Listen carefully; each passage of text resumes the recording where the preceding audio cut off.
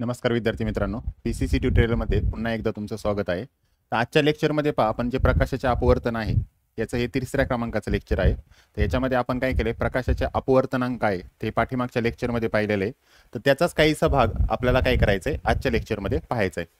तर पहा, सगळ्यात पहिले तुम्हाला ना इथे तुम्हाला काय केले, काही प्रश्न विचारलेत पहा. तर त्यात पहिला प्रश्न असा विचारलाय की उन्हाळ्यात, ठीक आहे, हां, पहिला प्रश्न दिलाय पहा, काय उन्हाळ्यात रस्त्यावर किंवा वाळवंटात पाणी साचल्याचा आभास किंवा मृगजळ तुम्हाला झालेला दिसतो, असं तुम्हाला त्यांनी पहिला प्रश्न विचारलेला आहे. ठीक आहे, तर तुमच्यापैकी बऱ्याच जणांनी असं पाहिलं असेल पहा की डांबरी रस्ता वगैरे असेल उन्हाळ्याच्या दिवसात, तर दुरून जर बघितलं तर आपल्याला तिथं पाणी साचलेलं दिसतं, कधी उन्हाळ्याच्या दिवसामध्ये. पण तिथं आपण प्रत्यक्षात गेल्यानंतर त्या डांबरी रस्त्यावरती पाणी पडलेलं नसतं. मग हे आपल्याला जो भास होतो त्यालाच मृगजळ म्हणतात. दुसरा प्रश्न विचारलाय की होळीच्या वेळी होळीच्या ज्वालांच्या पलीकडील काही वस्तू तुम्हाला हालताना पाहिल्या आहेत का, आणि असे का घडतं. म्हणजे पहा, जर एखाद्या ठिकाणी तुम्ही काय केली असेल, होळी पेटवलेली असेल अशी की होळीचे समजा धूर ही जाळ चालू आहे असा, आणि तुम्ही इकडनं एखादी वस्तू पलीकडची जर पाहत असाल इकडची, तर ती वस्तू तुम्हाला काय होते, हालताना दिसते. तर असं का होतं, असं त्यांचं म्हणणं आहे.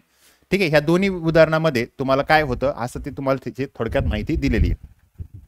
तर सगळ्यात पहिले एक एक आपण पाहूत पहा. सगळ्यात पहिले आपण काय करू, मृगजळ का तयार होतं ते आपण इथे थोडक्यात सांगूत पहा. मृगजळच्या वेळेस काय होतं पहा, समजा इथे एक झाड दिले, हे झाड आहे असं. आता ह्या झाडामधून हे जे प्रकाश किरण आहे ते या दिशेने असे चाललेले येतं. ठीक आहे, या दिशेने चालले येतं. आता विचार करा, उन्हाळ्याच्या दिवसामध्ये समजा हा डांबरी रस्ता आहे, हे जे आहे हे डांबरी रस्ता आहे पूर्णपणे, हा आहे डांबरी रस्ता. मग ह्या डांबरी रस्त्यावरती इथलचं तापमान, आता जर तुम्ही विचार केला उन्हाळ्याच्या दिवसामध्ये डांबरी रस्त्यावरती आपल्या पायात चप्पल नसेल आणि जर आपण त्याच्यावर उभे राहिलो तर आपल्याला तळपायाला जास्त गरम जाणवेल आणि डोक्याला त्यापेक्षा कमी गरम जाणवेल. म्हणजे इथलची हवा जी आहे ती कशी असणार आहे, उष्ण हवा असणार आहे, आणि इथलची जी हवा आहे ती काय आहे, थंड हवा आहे.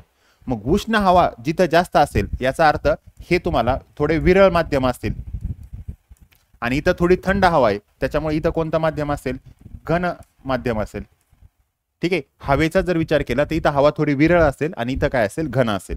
ज्यावेळेस या झाडावरचे हे किरण जे आहेत ते इकडनं इकडे येतात, त्यावेळेस ते ऍक्च्युली कुठं चालले तर थंड हवेकडून उष्ण हवेकडे, आणि मग हे चाललेत कुठं, घन माध्यमाकडून कुठं, विरल माध्यमाकडे. समजा मी डायरेक्टली असं सांगितलं पा की हे किरण असे आले आणि नंतर ते इकडनं येऊन अशा पद्धतीने इकडं गेले, तर तुम्हाला अशा पद्धतीने ह्या आकृतीमध्ये सांगितले. तर आता तुम्ही एखादी व्यक्ती जी आहे ती इथं कुठंतरी उभी आहे, समजा ह्या दिशेला वगैरे, इकडे कुठेतरी एखादी वस्तू आहे, व्यक्ती, आणि त्या व्यक्तीच्या डोळ्यावरती समजा हा व्यक्तीचा आपण इथे काय करूया, ठीक आहे, तर मी काय केलं, समजा या दिशेला एखादा व्यक्तीचा डोळा आहे, ह्या डोळ्यावरती तुमचे किरण पडले. तर आता एक विचार करा, तुम्ही असं जरी सरळ बघितलं तर सरळ तुम्हाला झाड पण दिसतंय, आणि हे किरण असे इकडनं पडलेत ना, तर जिकडे आपल्याला ज्या दिशेने आपल्या डोळ्यावरती किरण पडतात त्या दिशेने ती वस्तू आपल्याला दिसत असते. मग हे किरण आपल्याला डोळ्यावर इथं पडतात, त्यामुळे याच दिशेने जर आपण बघितलं तर या झाडाची आपल्याला इथं प्रतिमा दिसते. ऍक्च्युली इथं तसं काही नसतं, पण आपल्याला इथं प्रतिमा काय होते, दिसते. म्हणजे ह्या झाडाचा आपल्याला इथं काय होतो, भास दिसतो, आणि याच ह्याला आपण काय म्हटलेले, मृगजळ म्हटलंय. आणि दुसरं जे उदाहरण होतं होळीचं, तर होळीच्या वेळेस काय होतं पहा, समजा हा होळीचा जाळ चालू आहे आणि इथलची आता हवा जी आहे ती इथलची हवा काय होईल, विरल होईल, कारण इथं उष्णता वाढलेली.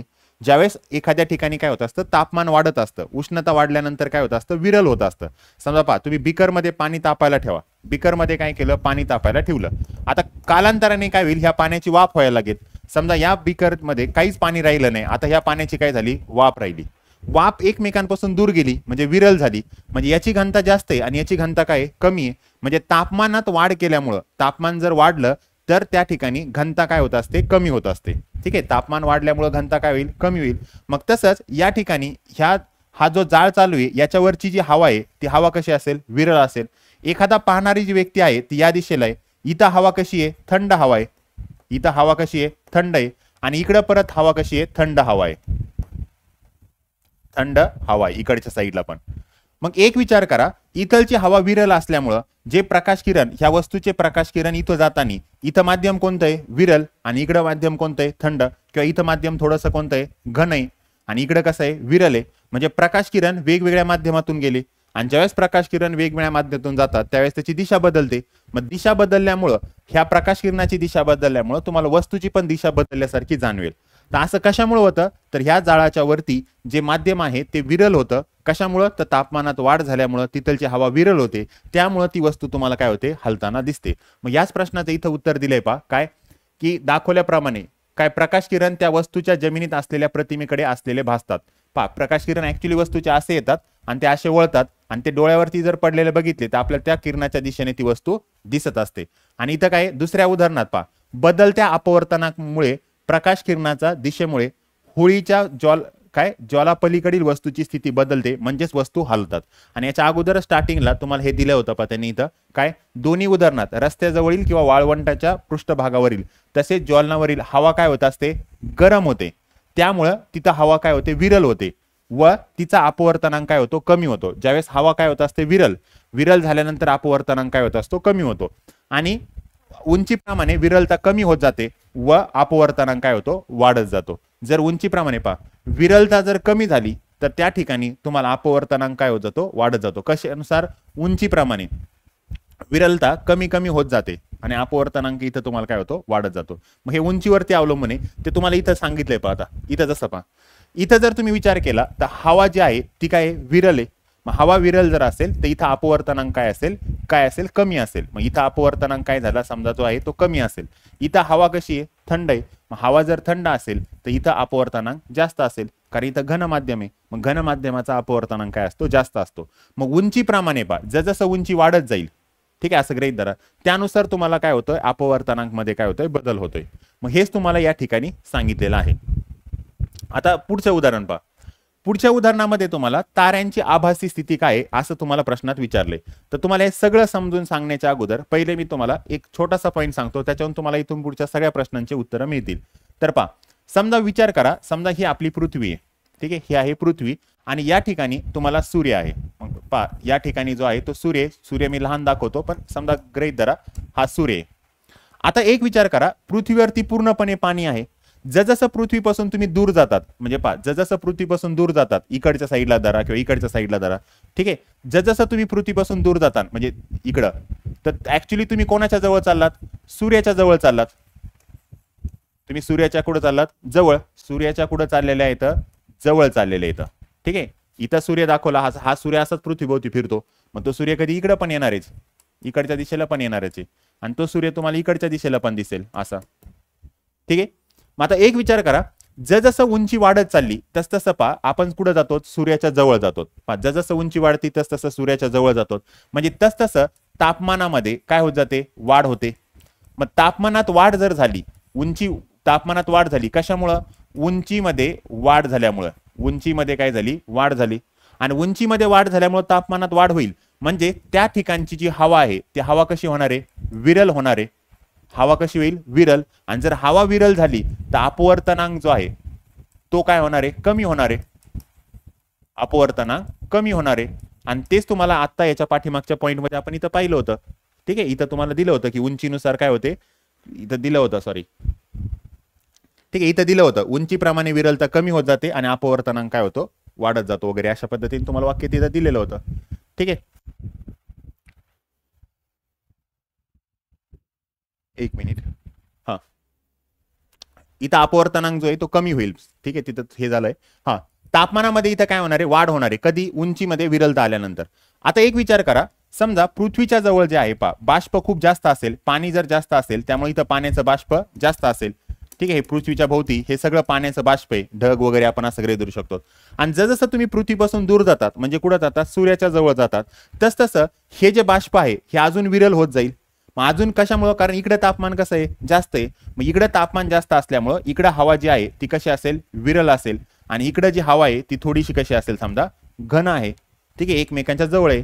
आता हे प्रकाश किरण समजा असं गृहीत धरा, ह्या पृथ्वीच्या दिशेने असे आले, पण जसं हे प्रकाश किरण पृथ्वीच्या दिशेने येतात तसं हे जे माध्यम आहे त्याची हवा काय होते, एकत्र घन असते.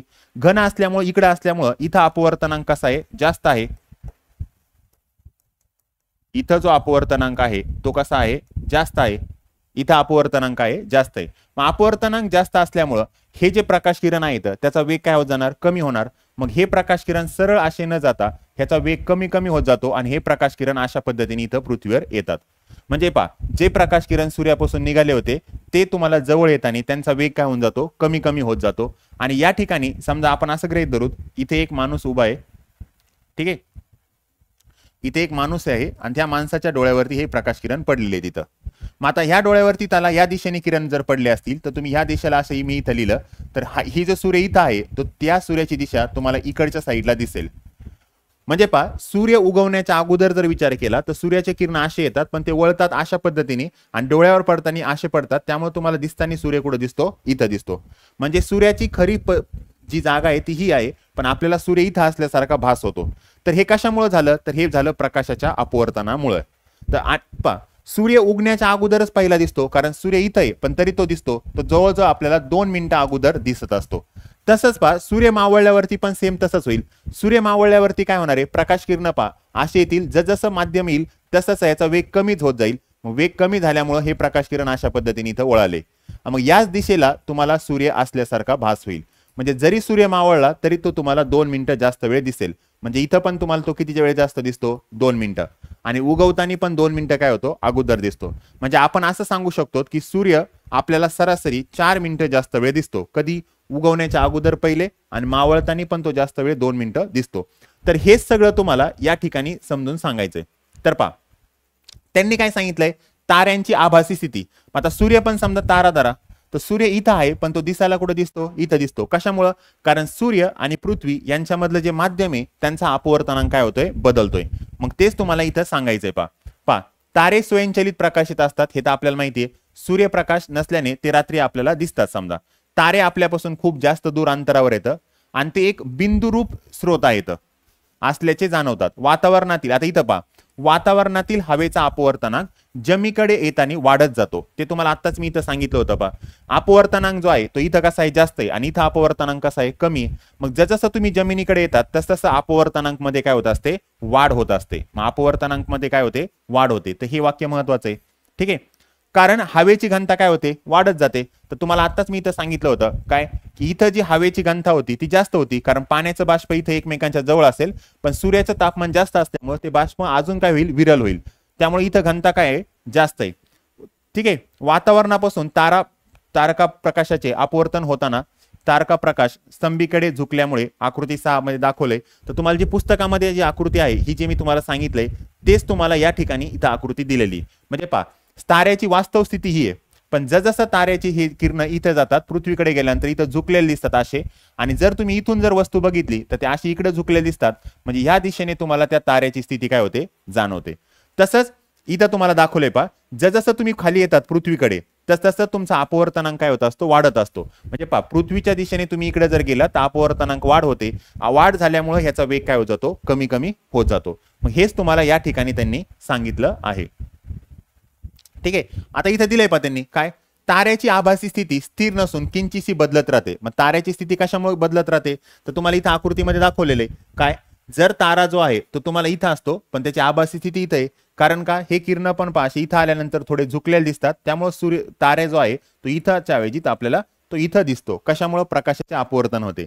कारण जसं प्रकाश किरण जवळ येतात कुठं पृथ्वीच्या तसं अपवर्तनात वाढ होते. त्यामुळे त्याची प्रकाश किरणाची दिशा बदलते आणि ज्या दिशेवरती किरण पडलेले असतात त्याच्या सरळ दिशेमध्ये ती वस्तू असल्यासारखी भासते. मग तुम्हाला या ठिकाणी तेच तुम्हाला इथं सांगितलंय.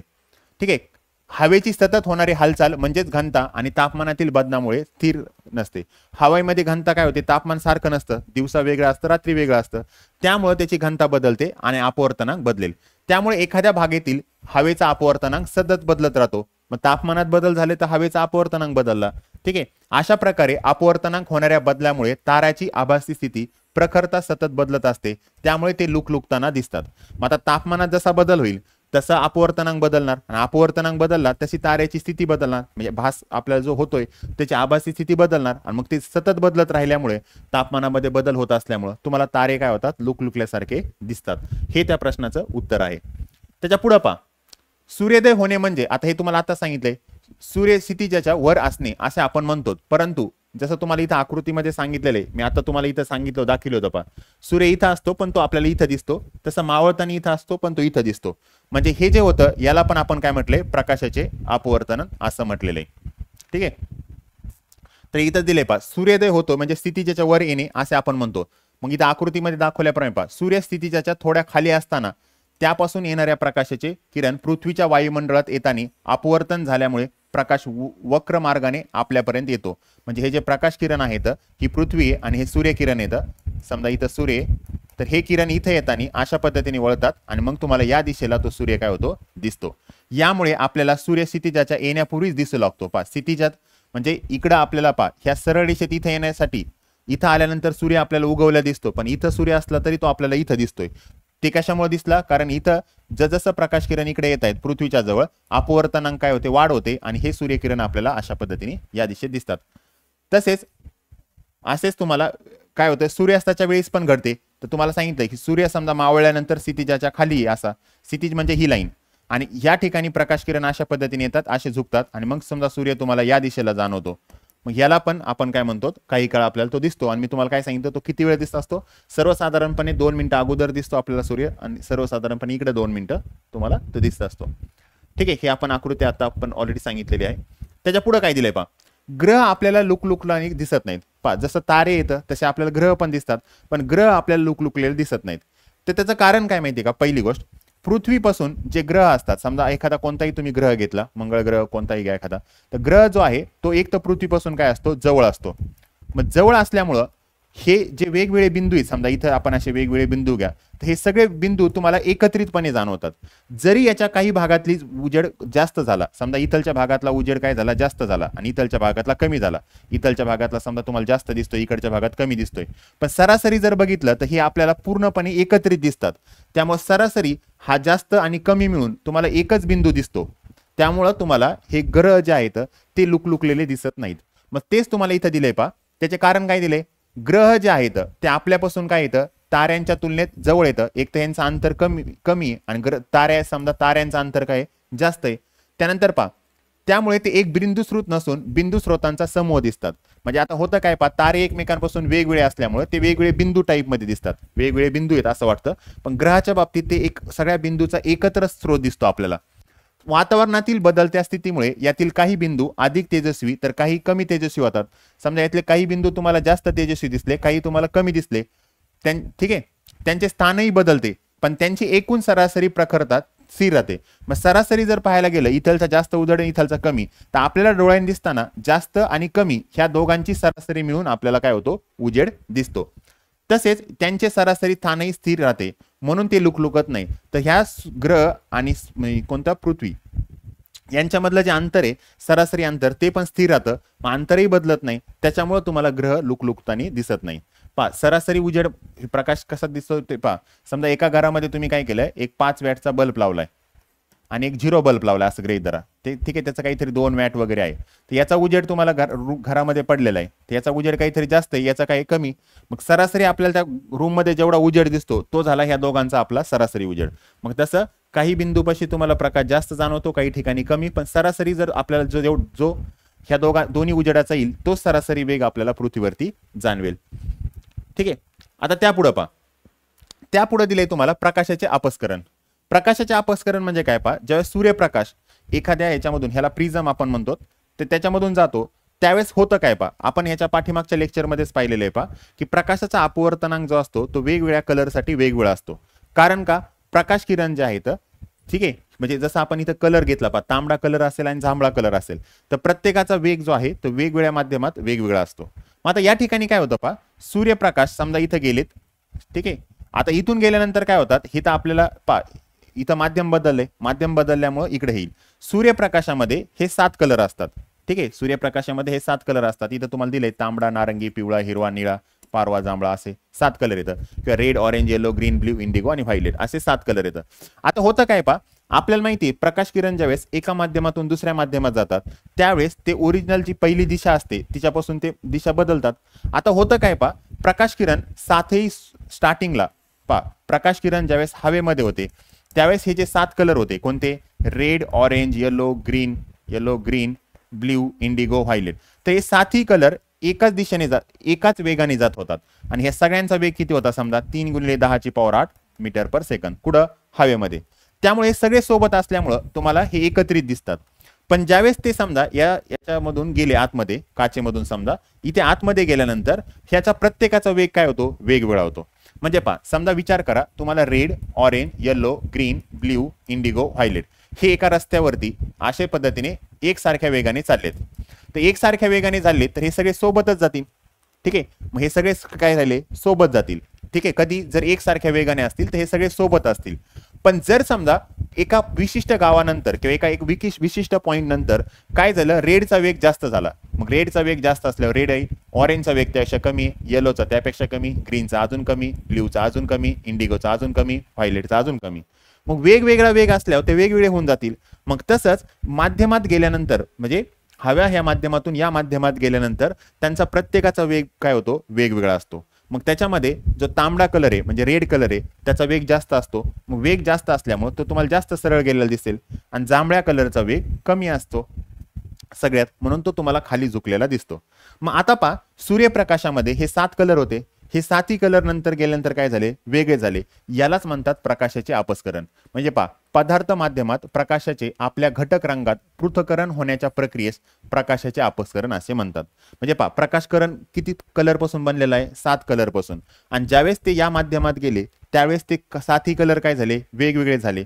मग ज्या कलर पासून ते बनलेले होते हा प्रकाश किरण, सूर्याचा प्रकाश, त्या वेगवेगळ्या ह्याच्यात त्याचं म्हणजे विभाजन झालं, त्यालाच प्रकाशाचे आपसकरण असं म्हणतात. पहा, पदार्थ माध्यमात प्रकाशाचे आपल्या घटक रंगात पृथक्करण होणे. पहा, घटक रंग म्हणजे काय, हा सूर्यप्रकाश किती घटकापासून बनलेला आहे, 7 कलरच्या घटकापासून. मग त्या वेगवेगळ्या कलरमध्ये त्याचं काय होतं, रूपांतर होतं किंवा त्यालाच पृथक्करण असं म्हटलंय. या प्रक्रियेलाच काय म्हणायचं, प्रकाशाचे आपसकरण असं म्हणायचं. ठीक आहे. तर पहा, प्रकाश किरण ज्या घटकापासून बनलेला आहे त्या घटकामध्ये त्याचं पृथक्करण होणे, पृथक्करण म्हणजे वेगळे होणे, तर त्यालाच आपण प्रकाशाचे आपसकरण म्हणतो. ठीक आहे. प्रकाश विभक्त झाल्यानंतर आपल्याला माहिती रंगाचा कलर कसा असतो, तांबडा, नारंगी वगैरे असा. त्याचं कारण का, तांबड्या कलरचा वेग जास्त असतो आणि जांभळ्या कलरचा वेग कमी असतो. किंवा ज्यावेळेस हे किरण असे जातात, अशा तरंगामध्ये जात असतात. ठीक आहे. आणि ही समजा एक अशी तरंग आहे असं गृहीत धरा. तर ह्या तरंगाची जी लांबी आहे ही तांबड्या कलरसाठी जास्त असते. ज्याच्या तरंगाची लांबी जास्त असते त्याचा वेग जास्त असतो. आणि जांभळ्या कलरच्या तरंगाची लांबी काय असते, कमी असते.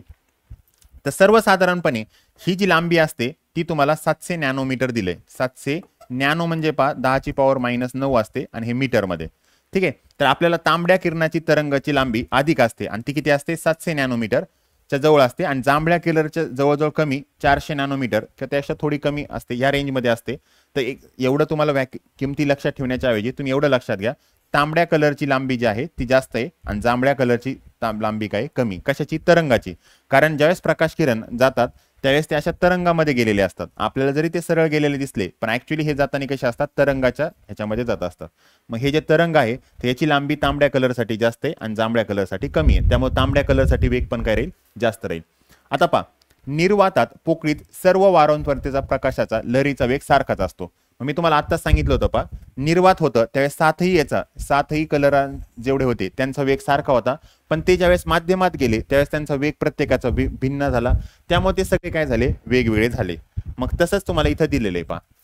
ठीक आहे. प्रकाश किरणाच्या लहरीचा वेग सारखाच असतो. नंतर पहा, परंतु पदार्थ माध्यमात या प्रकाश लहरीचा वेग सारखाच असत नाही. तर त्यांचा सारखा असत राहत नाही. तर निरनिराळ्या वेगाचे मार्गदर्शन करतात. पहा, यामुळे माध्यमाचा अपवर्तनांक वेगवेगळ्या रंगासाठी वेगवेगळा असतो. तर इथं पहा, जो सरळ गेलाय, पहा, जो सरळ गेला याचा अपवर्तनांक काय असेल, कमी, आणि याचा अपवर्तनांक जास्त असेल. म्हणजे जांभळा कलर जो आहे, व्हायलेट कलर, त्याचा अपवर्तनांक जास्त असेल कोणापेक्षा, रेडपेक्षा. मग ज्याचा अपवर्तनांक कमी तो जास्त सरळ जाईल, ज्याचा अपवर्तनांक जास्त तो जास्त झुकलेला असेल किंवा त्याचा वेग काय होईल, जास्त कमी होईल. ठीक आहे. आता पहा, जरी पांढरा प्रकाश काचेसारख्या एकाच माध्यमातून आपतित असेल तरी सुद्धा निरनिळ्या रंगाच्या प्रकाशासाठी अपवर्तन कोणाचे माप निरनिराळे असते. म्हणजे पहा, जरी तुम्ही इथं काय केलं, तांबडा कलर एकाच ह्यानी आढळलाय, पहा, पण ह्याचे प्रत्येकाचे परावर्तनाचे जे कोन येतं ते सगळ्यांचे काय मिळाले, वेगवेगळे. पहा, ह्याचं परावर्तन एवढं झालंय, याचं एवढं झालंय. म्हणजे प्रत्येकासाठी तुम्हाला काय होत असतं, वेगवेगळं होत असतं.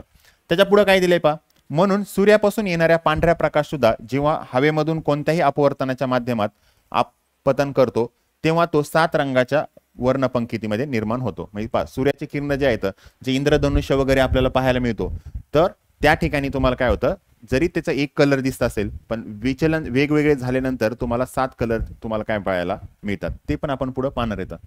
ठीक आहे. आता पहा, 2 लोलकाच्या साहाय्याने पांढऱ्या आपत्ती प्रकाशातून पांढरा निर्गत प्रकाश कसा मिळवता येईल असं त्यांनी विचारले. म्हणजे पहा, 2 दोलकाच्या साहाय्याने पांढरा आपत्ती प्रकाशापासून पांढरा निर्गत प्रकाश कसा मिळवता येईल. आता पहा, समजा तुम्ही असं गृहीत धरा मी या ठिकाणी हे प्रिझम म्हणतो आपण किंवा त्याला दोलक असं म्हणू. ठीक आहे, अशा पद्धतीने हे दोन येतं. आता पहिल्यांदा काय करायचं, ह्या दोन्हीचे वेगवेगळे अँगल वगैरे काय करायचे घ्यायचे, म्हणजे कोण, आणि हे माध्यम पण वेगवेगळं असतं. तर याच्यामध्ये काय होतं पहिल्यांदा इथं कलर कोणता असतो, पांढरा. इथं कलर कोणता असतो, पांढरा. आणि याचे काय होतं 7 कलर मिळतात, कोणते, रेड, व्हायलेट वगैरे असे. नंतर परत दुसऱ्या माध्यमात काय होतं, हे 7 कलर असे जातात आणि ह्या 7 कलर एकत्र मिळून तुम्हाला परत या ठिकाणी काय होत असतं, परत तुम्हाला पांढरा कलर मिळत असतो. ठीक आहे, मग अशा पद्धतीने पण तुम्हाला हे पाहायला मिळेल. हे तुम्हाला इयत्ता 12वी मध्ये वगैरे व्यवस्थितपणे दिले. तर लोलकामधून प्रकाश पास केल्यानंतर त्याचे परावर्तन आणि अपवर्तन होऊन वेगवेगळ्या रंगाच्या किरणाचा संयोग होतो. मग इथं काय होतं पहिल्यांदा काय झालं, हे 7 कलर एकत्र आले. नंतर हे 7 कलर परत तुम्ही काय केले, संयोग झाला, एकत्र आले आणि परत या 7 कलरचा संयोग होऊन तुम्हाला कोणता कलर मिळतो, पांढरा कलर मिळतो. दुसरा प्रश्न तुम्हाला असं विचारलाय की काचेचे लोलक असतील, झुंबरे तुम्ही पाहिले असतील तर ठीक आहे, तर तुम्ही झुंबर वगैरे पाहिलेले तर घरामध्ये लावले असतात. त्यात लावलेल्या टंगस्टन बल्बच्या प्रकाश लोलकामधून जाताना त्याचे अपस्करण होते. आपल्याला रंगबिरंगी रंगपंक्ती दिसते. मग त्या झुंबरमध्ये काय होतं, ज्यावेळेस ती कलर जाते तर त्यावेळेस तुम्हाला वेगवेगळे कलर दिसतात. पण त्याच्याऐवजी जर तुम्ही टंगस्टन बल्ब ऐवजी जर एलईडीचा बल्ब वापरला असता, म्हणजे आपण जो एलईडीचा बल्ब आहे तो जर वापरला तर काय होईल असं विचारलंय. तर एलईडीच्या बल्बमध्ये पण तुम्हाला वेगवेगळे कलर मिळतात. पण एलईडीच्या बल्बच्या वेळेस जे कलर उजेड मिळतो तुम्हाला किंवा त्याची तीव्रता जी पाहायला मिळते ती तुम्हाला कमी प्रमाणात पाहायला मिळते. मग हेच इथं तुम्हाला दिले एलईडी बल्बचाही प्रकाश काचेच्या लोलकातून जाताना अपवर्तित होतो आणि रंग दिसतात. पण ते रंग जे आहे ते टंगस्टनच्या बल्ब एवढे ठळक दिसत नाही. तर त्या टंगस्टनच्या बल्ब एवढे तुम्हाला ठळक पाहायला मिळत नाही, ते कमी पाहायला मिळतात. ठीक आहे, त्यानंतर या चॅप्टरचा जो शेवटचा पॉईंट दिलाय काय, आंशिक आणि पूर्ण आंतरिक परावर्तन. तर हे म्हणजे नेमकं काय ते आपण इथं पाहू.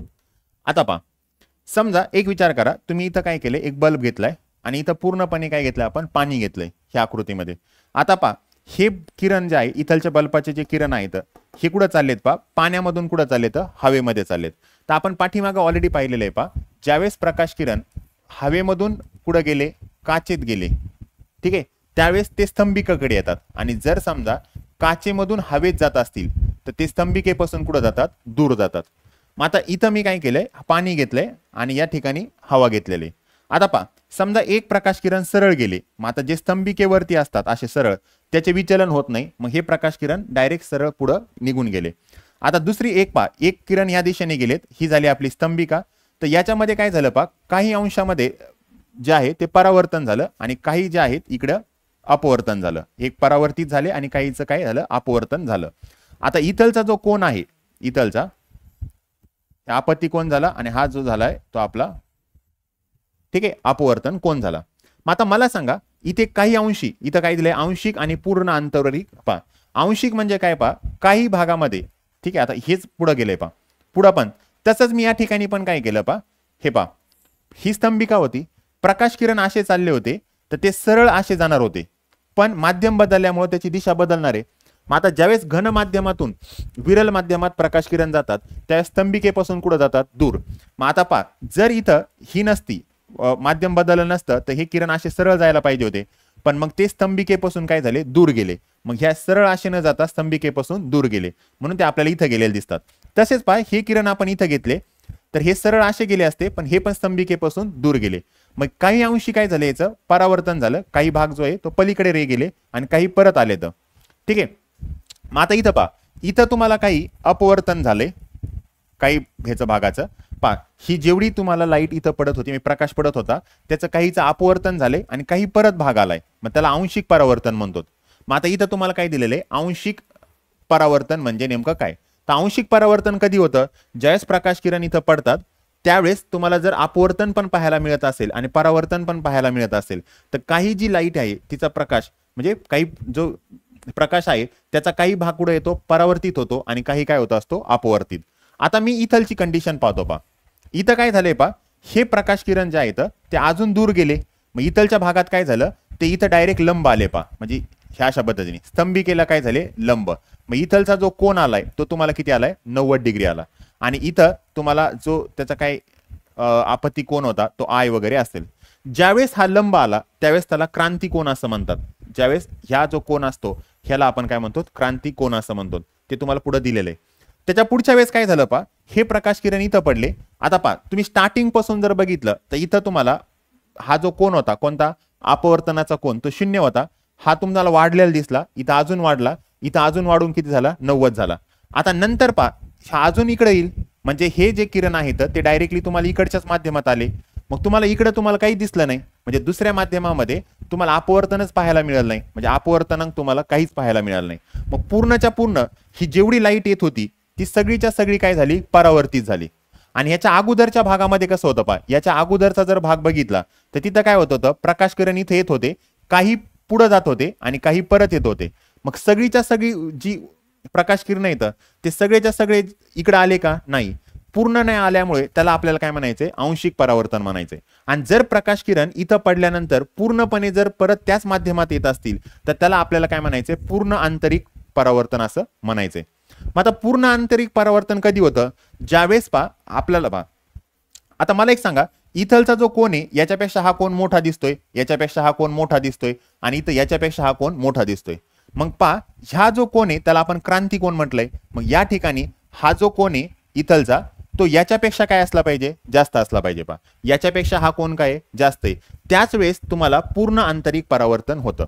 मग तुम्हाला असं विचारलं होतं की पूर्ण आंतरिक परावर्तन कधी होईल, तर पूर्ण आंतरिक परावर्तन कधी होईल, ज्यावेळेस तुमच्याकडे आपत्ती कोन जो आहे तो या कोनपेक्षा काय असेल, जास्त असेल, त्यावेळेस पूर्णपणे तुम्हाला आंतरिक परावर्तन होईल. आणि आंशिक परावर्तन कधी होणार, जर आपल्याकडे हा जो इथलचा अँगल आहे, इथलचा जो अँगल तुम्ही घेतलेला आहे, हा अँगल म्हणजे कोन, हा जर कोन या कोनापेक्षा कमी असेल तर तुम्हाला कोणतं परावर्तन पाहायला मिळेल, आंशिक. आंशिक म्हणजे काही प्रमाणात. आणि पूर्ण परावर्तन कधी पाहायला मिळतं, जर इथलचा जो कोन आहे तो या कोनापेक्षा काय असेल, जास्त असेल. तेच तुम्हाला इथं पुढे तुम्हाला त्यांनी दिलेलं आहे. पहा ही तुमची आकृती आहे. पहा जेव्हा प्रकाश किरण घन माध्यमातून विरल माध्यमात मार्गक्रमण करतात त्यावेळेस आंशिक रूपात परावर्तन होते. पहा ज्यावेळेस ते तुम्हाला इथं आले त्यावेळेस हे जे परावर्तन झालं हे कोणतं झालं, आंशिक परावर्तन झालं. ठीक आहे, म्हणजेच परावर्तनाच्या नियमाप्रमाणे प्रकाशाचा काही भाग पहिल्या माध्यमात परततो. पहा प्रकाश किरण ज्यावेळेस इथं जात असतात त्यावेळेस काही भाग पहिल्या माध्यमात जातात, काही भाग जो आहे तो दुसऱ्या माध्यमात जात असतो. ठीक आहे, याच परावर्तन असे आपण म्हणतो. प्रकाशाच्या उरलेल्या भागाचे अपवर्तन होते. म्हणजे पहा इकडचं झालं परावर्तन आणि इकडचं झालं तुमचं अपवर्तन. ठीक आहे, आता पहा आयच्या एका विशिष्ट मूल्यासाठी, पहा आयचं इथं एक विशिष्ट मूल्य आलंय, तर इथलचं पहा विशिष्ट मूल्यासाठी आर म्हणजे कोणता, अपवर्तनाचा कोन जो आहे त्याचे 90 डिग्री एवढी किंमत होते. या विशिष्ट मूल्यास क्रांतिक कोन असे म्हणतात. मग मी तुम्हाला तेच सांगितलं की हा जो कोन असतो तर याला आपल्याला काय म्हणायचंय, क्रांतिक कोन असं म्हणायचंय. कोणता, हा जो कोन आहे तो कोणता, क्रांतिक कोन. कधी, जर तुम्हाला अपवर्तनांकाचा जो कोन आहे तो जर 90 डिग्री मिळत असेल किंवा 90 अंशाचा मिळत असेल तर त्याचा संलग्न जो काय त्याचा आपत्ती कोन असेल त्यालाच तुम्हाला काय म्हणायचंय, क्रांतिक कोन असं म्हणायचंय.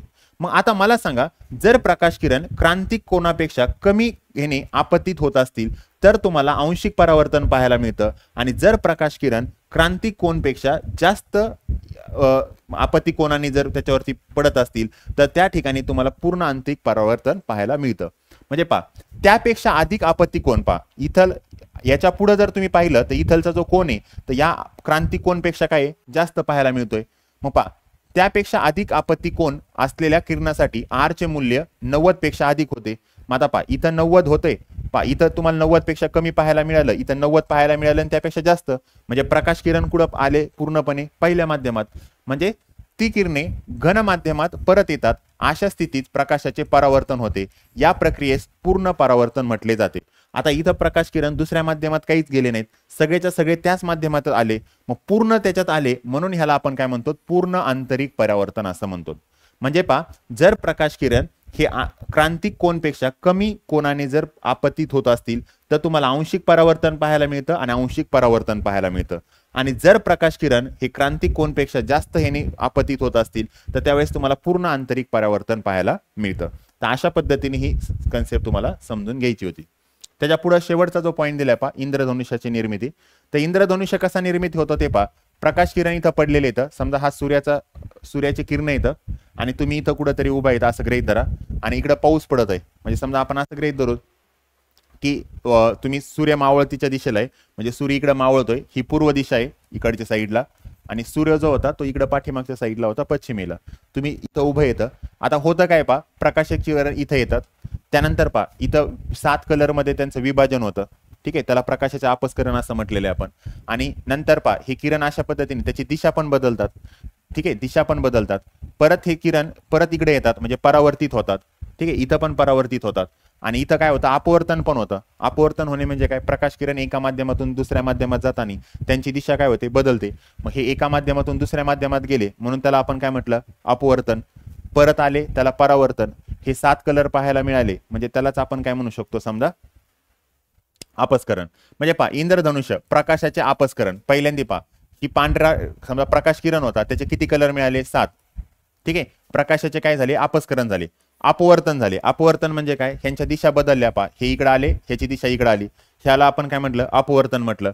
आणि आंतरिक परावर्तन होतं. आंतरिक परावर्तन म्हणजे काय, इथं पहा इथं पाण्याच्या हा जो थेंब होता त्याच्यावरून इथं आंतरिक परावर्तन झालं, इथं पण आंतरिक काय झालं, परावर्तन झालं. म्हणजे परत हे रे इकडे आले, त्याच माध्यमात येतात, त्याला आपण परावर्तन म्हणतो.